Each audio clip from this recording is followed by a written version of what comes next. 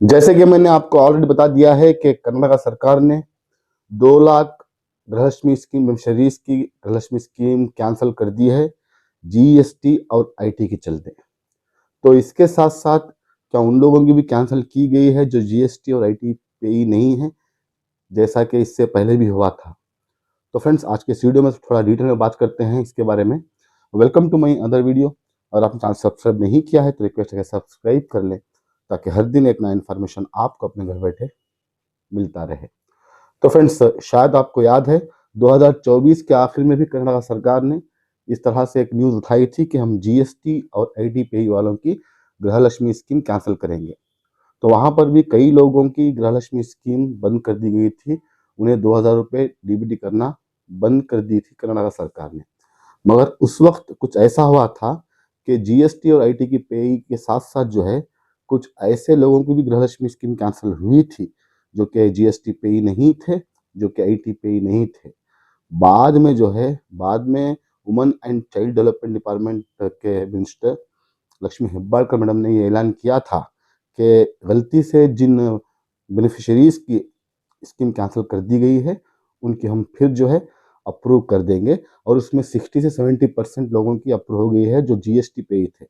उसके बाद चंद दिन बाद लक्ष्मी हेब्बाळकर मैडम ने फिर स्टेटमेंट दिया था कि आईटी पे को छोड़कर जो भी जीएसटी पे हैं उनको दोबारा से गृहलक्ष्मी स्कीम एक्टिवेट कर दी जाएगी, उन्हें फिर से गृहलक्ष्मी स्कीम का बेनिफिट मिलेगा। इस तरह से जो है लक्ष्मी हेब्बाळकर मैडम ने स्टेटमेंट दिया था प्रेस के सामने, और मैंने भी आपको इसके बारे में अपडेट दिया था, शायद आपको याद है। मगर फिर एक हफ्ते के अंदर जो है फिर यही स्टेटमेंट दोहराया गया है कि जो 2 लाख जीएसटी पेई और आईटी पेई हैं उनकी गृहलक्ष्मी स्कीम कैंसिल कर देंगे। तो क्या फिर इस बार भी उस तरह की गलती दोहराई जाएगी जो पहले हुई थी, यानी जीएसटी और आईटी पेई के साथ साथ जो जीएसटी पेई नहीं है, जो आईटी पेई नहीं है, उनकी भी गृहलक्ष्मी स्कीम कैंसिल हो जाएगी? अगर हो जाएगी तो बड़ा मसला होगा, क्योंकि ऑलरेडी पहले ही जो है गृहलक्ष्मी बेनिफिशरीज के साथ नाइंसाफ़ी हुई है। जो जीएसटी पेई नहीं थे, जो आईटी पेई नहीं थे, उसके बावजूद उनकी जो है गृहलक्ष्मी स्कीम कैंसिल कर दी गई थी। मगर अप्रूव कर रहे हैं, 60 से 70% लोगों की अप्रूव की गई है, 30 से 40% बाकी अप्रूव हो जाएगा। मगर इस मर्तबा सरकार को चाहिए कि उस तरह की गलती ना दोहराएं। जो जीएसटी पेई हैं, जो आईटी पेई हैं, उनको छोड़कर जो जीएसटी पेई नहीं हैं, जो आईटी पेई नहीं है, उनकी गृहलक्ष्मी स्कीम कैंसिल ना करें।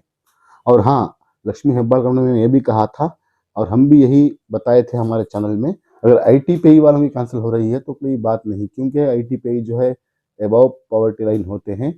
मगर यहाँ पर जीएसटी पेई की अगर कैंसिल होगी तो थोड़ा दिक्कत होगी, क्योंकि छोटे मोटे दुकानदार, सब्जी बेचने वाले, उसके बाद जो है ये रोड साइड में जो भी दुकानें लगाते हैं, ऐसे लोग, ये भी बिलो पॉवर्टी लाइन होते हैं।